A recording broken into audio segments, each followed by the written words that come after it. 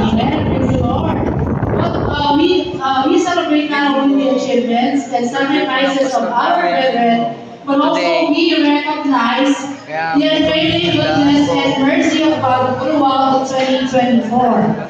This morning is more than just recognizing efforts.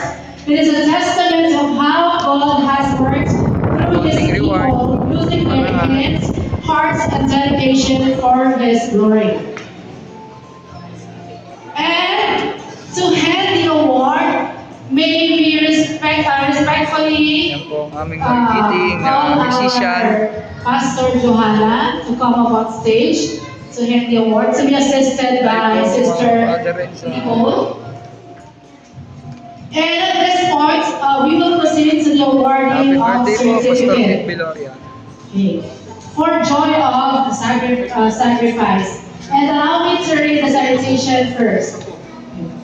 Joy of sacrifice, certificate of participation presented to in acknowledgement of his former unwavering faith, steadfast dedication, and the joy of sacrifice.